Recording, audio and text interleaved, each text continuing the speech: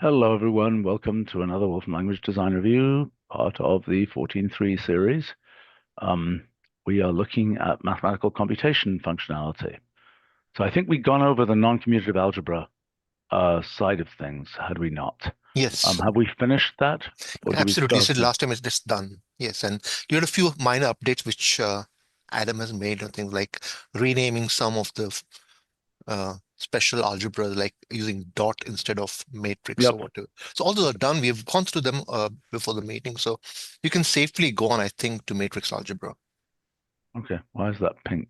Because it's still using the old name. That output is using the old name operation power instead of generalized power. So Okay. if that would be reevaluated, it should Okay, great. display correctly. All right. What's next?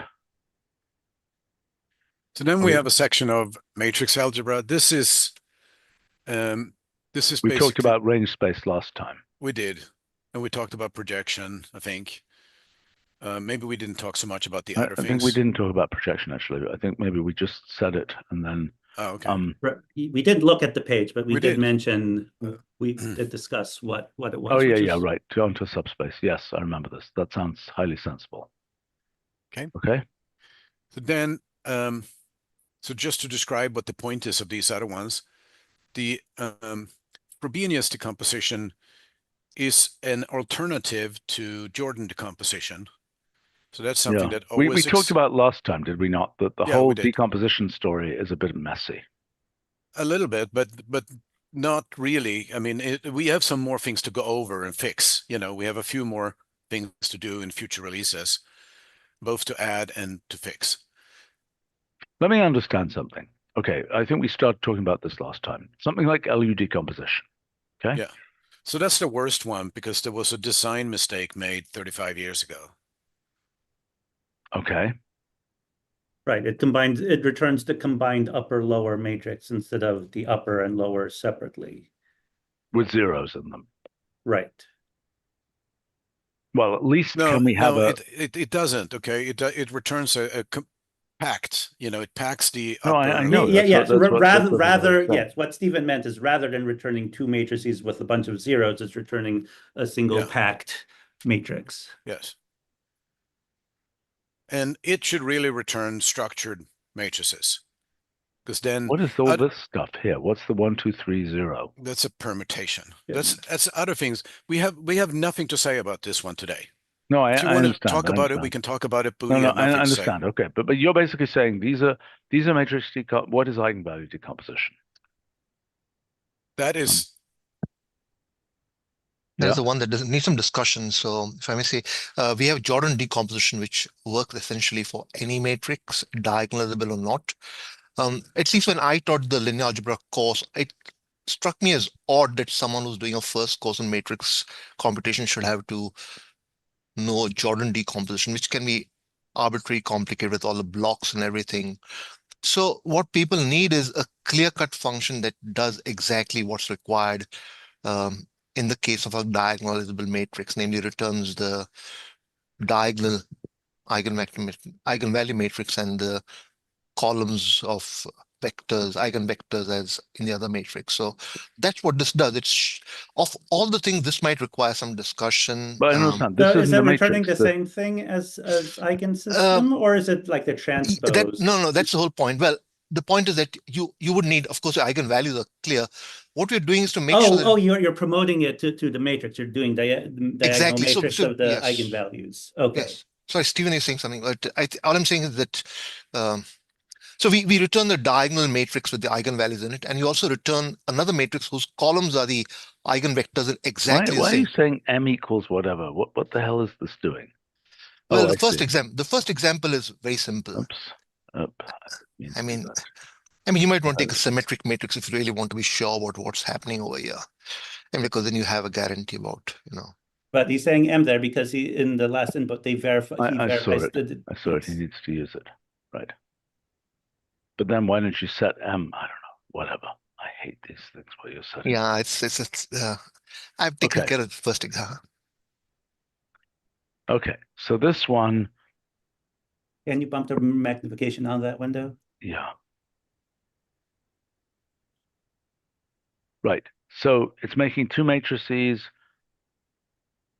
I don't understand what they are. Is that a matrix of eigenvalues, the second one? Yes, Correct. the diagonal matrix is the matrix of eigenvalues. And what's the first matrix? The first matrix is a matrix whose columns are the eigenvectors given by eigensystem.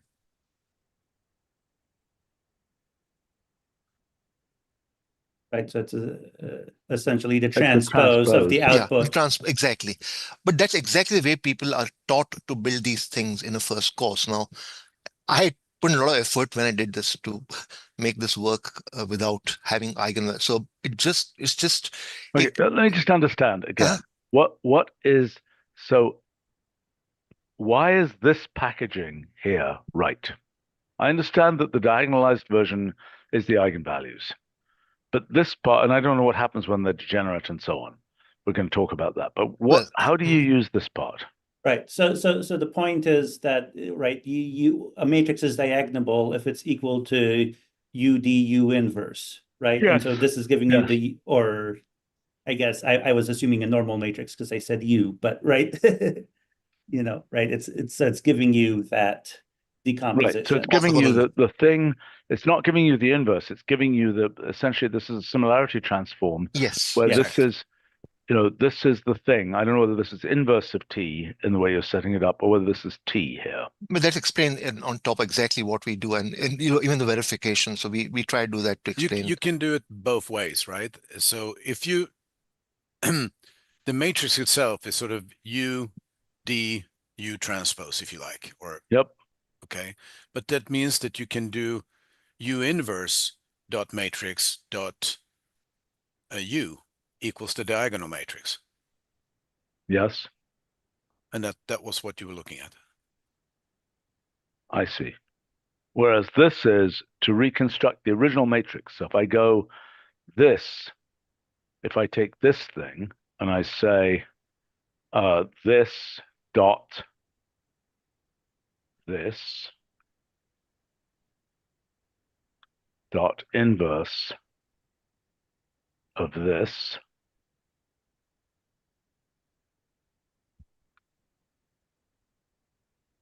then magically I get the original matrix again. Yep. Right. And if you did like what I just said, start, inverse, take the original matrix, multiply it from the left with that inverse. Yeah, I get it. Okay. So my question here is, if there's zero eigenvalues and if there are degeneracies and things like that, what happens to all of that? Well, zero eigenvalues aren't zero is not a a problem. It's the only problem happens when you have multiple eigenvalues. Yep. And then what goes wrong? What happens?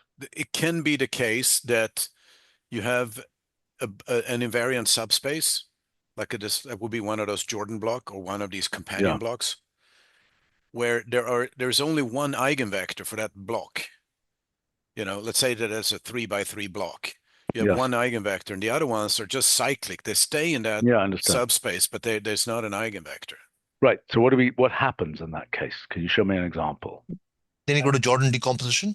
Well, I mean, but the question is what happens here? Yeah, and the question is it fail? I guess it should fail with the message. It'll fail. There was a question about to give a message note. I think we decided yes. The issue is that you would need to check that the matrix. What does it return in that case? In that case, it'll give a message and come back unevaluated. It will not give a result. And it says on top that it'll work only if the matrix is diagonalizable in the classical sense. Namely, the geometric multiplicity is equal to the algebraic multiplicity. Okay, but is the return value consistent with Jordan decomposition?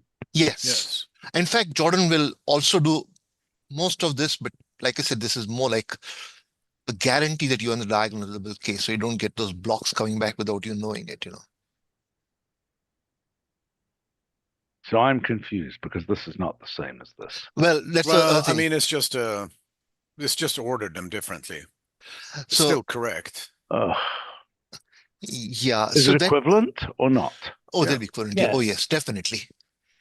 So why is the convention we're using? So the eigenvalue convention comes from eigensystem. For the new one, surely, yes. Yeah, so probably, right, eigensystem orders eigenvalues by absolute value. Okay, but so Jordan decomposition has a different ordering. Is that what you're telling me? Although it's the...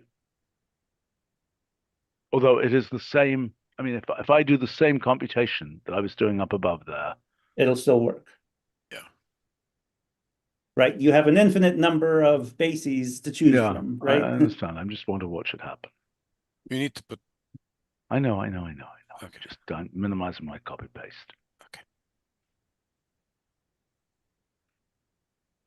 No, Yes, it's like that.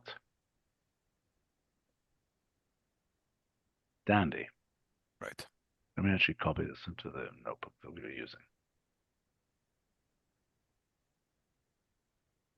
All right, so the only question that I have then is the ordering in eigenvalue decomposition and the ordering in Jordan decomposition. Is there a useful canonical ordering that we're giving in Jordan decomposition? Is that the point? I think it's just more general and it's been around for a long time. No, So we didn't. I know that. I know that. But as you pointed out, in the Yeah. case where they intersect, Mhm. they are Jordan decomposition is giving another one of the large equivalence class of possible things that it could return. Right. So my question is, why does it disagree with eigenvalue decomposition? I'd ask this, so I can check with Danny, but I think basically eigenvalue decomposition will use the result from eigenvalues as it is. No, I know, I realize, I understand this. I'm asking, Jordan decomposition is giving a Jordan decomposition, right? Yes. Yes. Okay, so in principle, we could even change that Jordan decomposition because we don't made known unless we defined which particular Jordan decomposition it's giving, we could Yes. change it to agree with the eigenvalue Right. decomposition. And then the question is, which way do we go? Do we make Jordan change or should we make eigenvalue decomposition? No, we should make Jordan change Fine. because I think that because eigenvalue decomposition, the fact that it agrees with the eigen. Now, a question about this is, do you think it's correctly named eigenvalue decomposition, not just Well, eigen? Yeah, this was debated. I'm happy to call it eigen. In fact, we look right on top and I say that is also known as eigen decomposition. That's what people typically call such thing, but Yeah, the only problem is that eigen system has a lowercase s. Yeah. Right. But we also have singular value decomposition, and they're related. That's a good point as well. So, Okay, I think eigenvalue decomposition is fine. okay, but we should make Jordan But I change. think we should study the question of whether we made a commitment in Jordan decomposition to a particular choice of the decomposition, Yes, or whether that's something that we could still change. And I think it would be nice to make it. sure. What is Jordan model decomposition? That's different thing. That's So completely There's that's some control for systems. control system for state space models. You have all these decompositions of state space representation, and that's actually a typical use case is a system of differential. Why is this? Why is that so small? Something went wrong here in the thumbnailing. Did you see that? Oh, we did not. Can you want to show me again? See that? Tiny. Oh, I think it's just out of date. Okay, But right. but we're about to replace it with the auto-generated things anyway. So Okay. that should go away on its own. Okay. This does not seem to commit in what the order is. So I suggest making it consistent. Sure. Okay. I'm meeting Danny right And on this. I think, right. Okay. Otherwise, it seems fine. Good. Okay. Hermite reduce.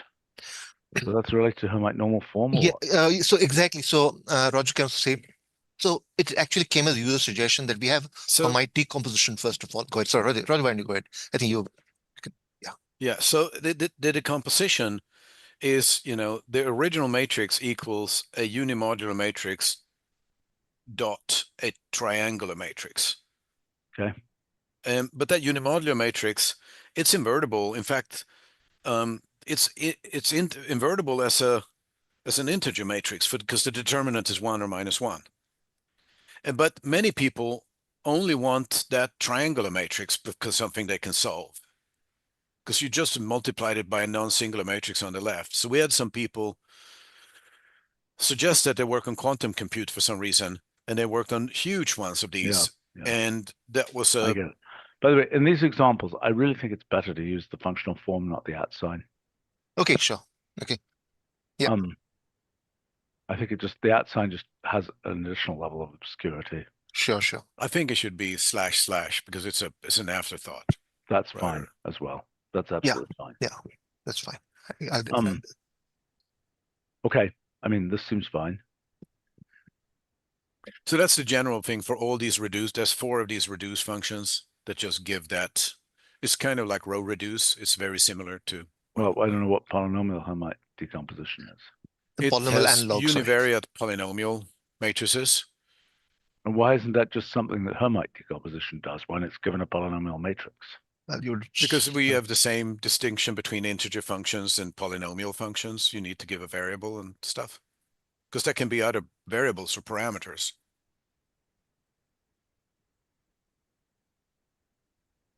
Does Hermite decomposition have a second argument at the best of times?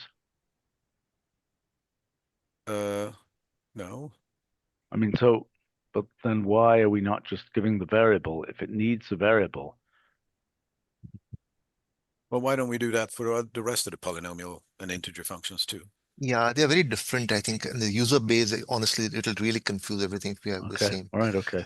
But I mean, that's my opinion. Yeah, but Well, okay, so wait a second. So this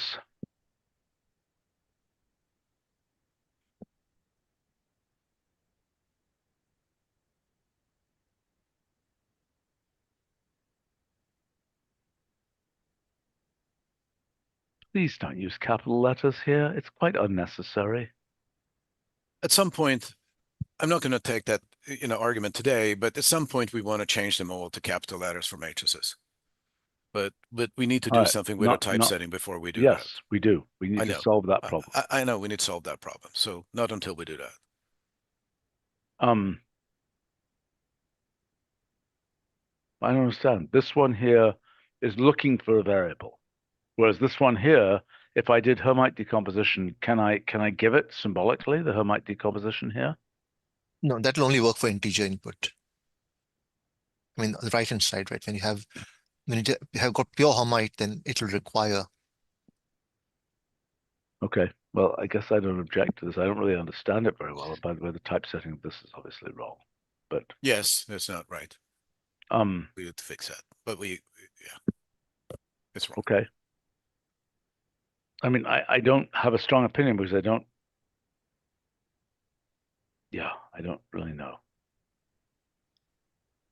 The whole documentation here has several rounds of work to go in it before we ship. Okay, but are you're I'm pretty sure that this is the right way to go. I don't think it's not harming anything. It is not a big cognitive load to have the function polynomial Hermite decomposition. No. Whether it's strictly necessary, I don't know, but it's not a big cognitive load, so I don't think it's sort of hiding it, the fact that we don't have it named like that. All right, fine. Okay. We've used that convention everywhere else before, right? So yeah, did we hit everything? The thing is that these are rings; they're not fields. So they're very different from other matrix, functions that always work. Linear algebra always works over a field, so you can divide. Yeah. Here you can't. Yep.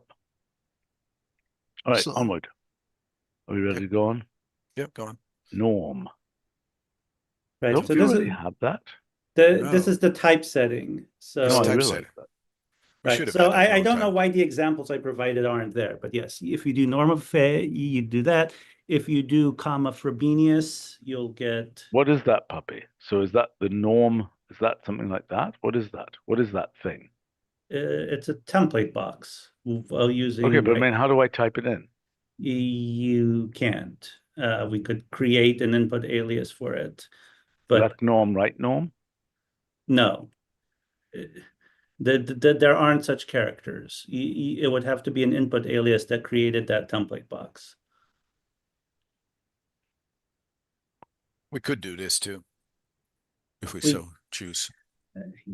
Yes, but we shouldn't. Okay. Why not? Because it's a lot of work for negative gain, right? You're creating ambiguities between that typeset form. And right, that typeset form has a tooltip, which this does not have. All right.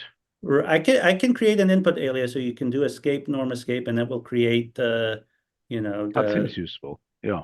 The template for you and put the cursor in the right place. How do I get what is Drazen inverse of M or something? Yeah, so just just do Drazen inverse of M. What is the Drazen inverse? I've forgotten. it's, if you think of a matrix, it has two components, like things that have zero eigenvalues and things that have non-zero eigenvalues. Yes. Okay, so the Drazen inverse will compute the inverse of the block that has non-zero eigenvalues. Okay. So it has to do with invariant subspaces, whereas the pseudo-inverse has to do with least squares. Yes. And the inverse is you don't want a -1 there in some form. I've never seen that. Okay. Yeah.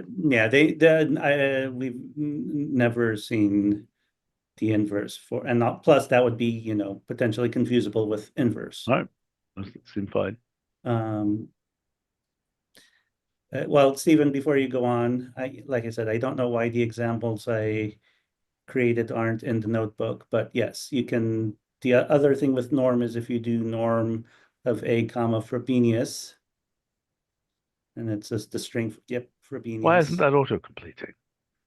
Because it's the only thing that could autocomplete, and I guess we never bothered. We should do it. All right. Because then I wouldn't have to type it and remember whether No, only one E. So OBE. yeah, you see, that's what I don't know. He hasn't even looked. Yep. Okay. Is that standard notation? Yes. And there's a tooltip on the F too to make that. Nice.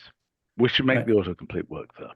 Okay, I can do that. And then, yes, and then right, we've reduced the number of parentheses around array variables, which you complained a lot about last time. And I did provide examples again. I don't know why they're not in this notebook. Yeah, if somebody can send them to me, that'd be great. But All right. Yeah, I can say, sorry, Roger's on 14, an earlier version, so he couldn't copy them effectively, so we kind of want the notebook look clean there and Okay. then. That's all. Okay. All right. Sorry I'll about look it that. up and put them in the chat. Yeah.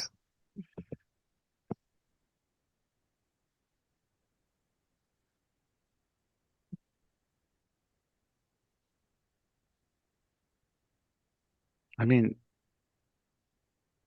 Hilbert transforms are, I mean, they're all about dispersion relations and things like that. Yeah. At the simplest level, if you have a function, and every frequency in the Fourier decomposition will get shifted by pi over 2. I forget which way, it's probably to the right. So like if you've got a sine, it becomes a negative cosine basically. And then and then typically people combine those two into Come on, we what's don't need called to say 1 squared plus t squared. We can just say 1 plus t squared. sorry. Yeah. I'll get it fixed. That's a beautiful, whatever, Breit-Bigner resonance thing, right? Yeah, there are lots of examples. It's pretty amazing how deep this transform is. Probably one of the deepest. And it's also related to Fourier, so we reuse all of Fourier machinery by convolution, basically. Mhm. So you can see there's just plenty of good stuff, application, signal processing, seismology. Yeah. I mean, fundamentally, it is a transform that goes from the, real to the imaginary part of some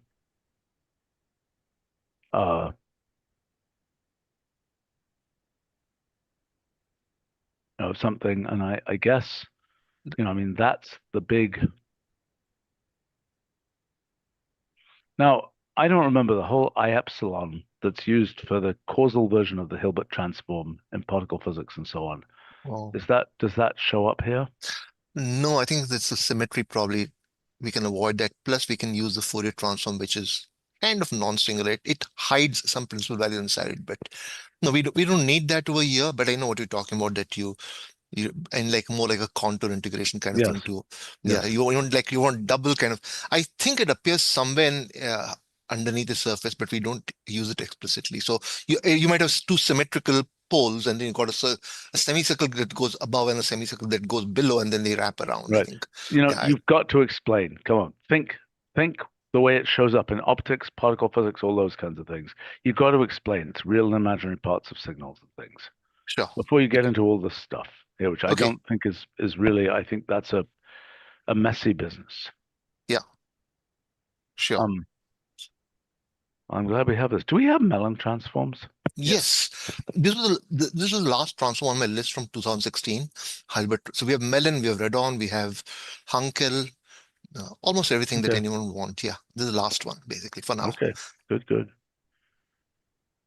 Okay. Uh,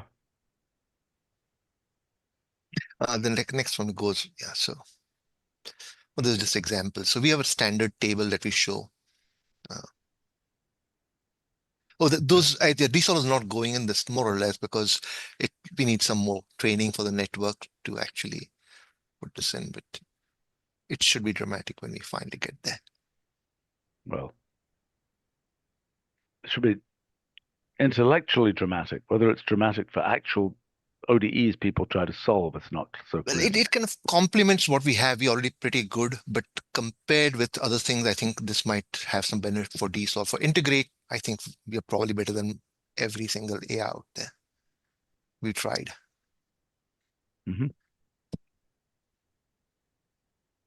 Well, I mean, part of the frontier is simplify, and what about PDEs? Symbolic PDEs? Or is there so little you can solve that it's not worth worrying about?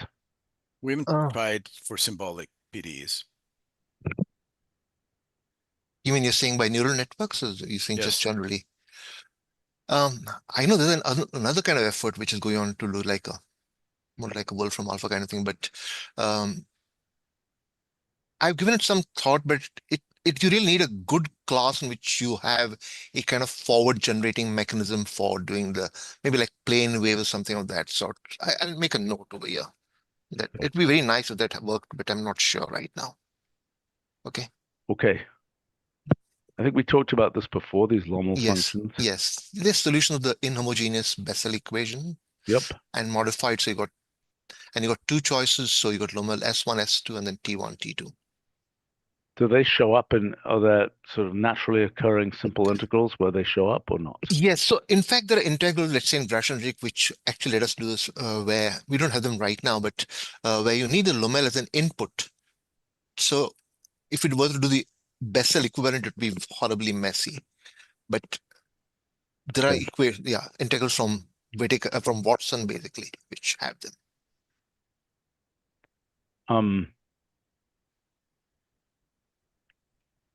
All right, good stuff. Well, looks nice. Okay. I think there's a little bit of administrative stuff that we should probably also cover here, but I think we can finish the design review part of this meeting. Stephen, if you look in the chat, I did send you those inputs showing the reduced parentheses. Oh, okay, great. And I mean the Zoom chat. Yeah.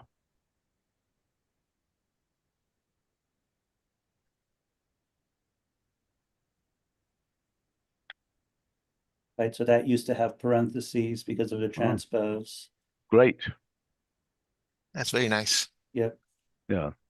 Now here you'll get one set of parentheses instead of two. I did experiment with removing that one. I think it's obscure if you remove that one. I think exactly, and then it looks like T-1 rather than transpose of inverse.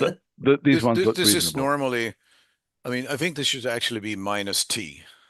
That's not something I've ever seen. No, I've seen it a lot. It's just completely standard. Well, I have yet to speak to someone other than you who thinks that's standard. So this would be what I would expect, what you have right now. But I mean, okay. This is good. All right, we can end the design review part of this. Thank you, and see you all folks on the live stream. Bye for now.